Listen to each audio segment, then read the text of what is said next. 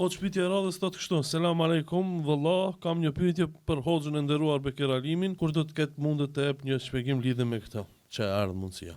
Thot pyetsi, kur do të vi pejgamberi Isa alayhis salam në tokë, kur do të rikthehet dhe do t'u tregoj krishterëve se janë gabim atë që e thuan ata dhe se ai nuk është krigjuar, atëherë çfarë do të ndodh me krishterët? A do të pendohen dhe a do t'u pranohet pendimi apo do të jetë vonë? Thot, këtë pjesë nëse mundi diçka më na tregu, ma bëni Allah selam. E ka tregu Allah i madhërisht, domethënë momentin që zbret Isa alayhis salam nga qielli në tokë, momentin kur lideri musliman ka me pas dominancë në botë.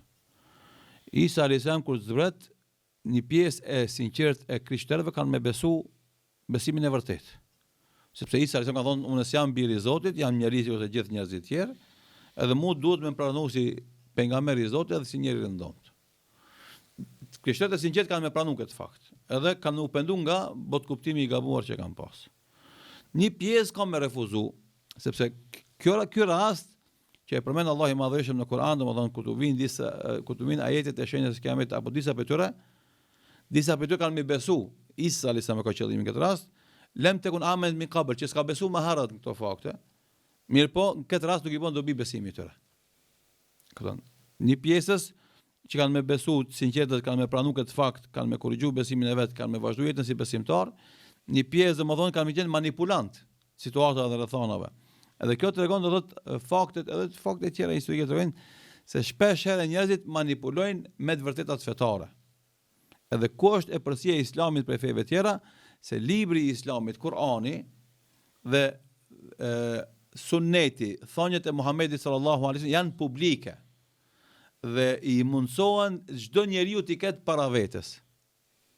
Dhe për këtë arsye do thotë askush nuk ka mundësi me manipulu me të vërtetat e fesë islame.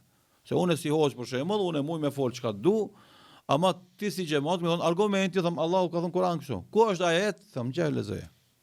E tash se si njeri ka mundësi me lezuar ajet kuranor. Në çfarë të gjuhë të botës? Ka thënë pejgamberi sallallahu alaihi wasallam. Edhe ti mundesh me gjetë ku është hadith. Tek fe tjera do thotë ka një lloj monopoli në leximin e librave të shenjtë dhe sharimin e tyre. Edhe na gjithë e dim, një prej arsyeve më të mëdha me pas luftë mes protestantëve dhe katolikëve ka qenë kjo, e drejta e komentimit të citateve të shenjta. A është për çdo kënd apo është vetëm për një klasë caktuar? Papa edhe ata që janë afër papës, te katolikët.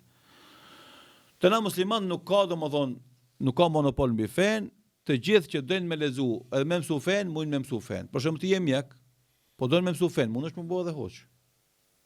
Ti je për shembull pilot, po don me mësu fen, mundesh me bëu edhe hoç. Edhe në botën islame ka plot njerëz me shumë profesione. Gjithë i kanë studiu. Edhe kjo e mbron në islam do thotë fuqinë e disa njerëzve për të manipuluar edhe për të monopolizuar vërtetë islamit, që se kanë fe tjera. Domethënë, edhe kjo është përparësia e islamit, edhe nga kjo do thotë na arrim e shfrytëzojmë si argument për me tregu se pranoni islamin, jetoni si musliman, do jeni më të lumtur.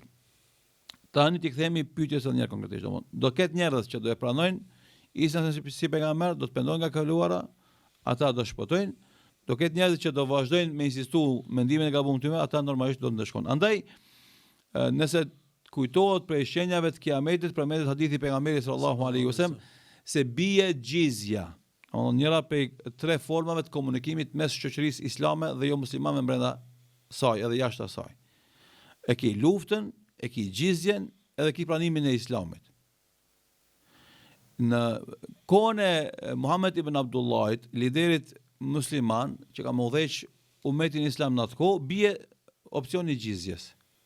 Pse se mos ka argument se gjizja zakonisht është për ehli kitabin. Ata domethënë që janë krishterë apo hebrej, e këtë krishterët për shkak Isa alayhis salam. Në momentin që zbret Isa alayhis salam dhe shifet qartë se ai është ajo që ka thënë Kur'ani për të dhe ka thënë pejgamberi sallallahu alaihi wasallam është e vërtetë, atëherë mos i ski argument me dyshua a është e vërtetë Islami, a është i vërtetë Islami ajo, andaj edhe të anulohet mundësia e marrëveshjes me shtetin islam nëpërmes pagesës së tatimit.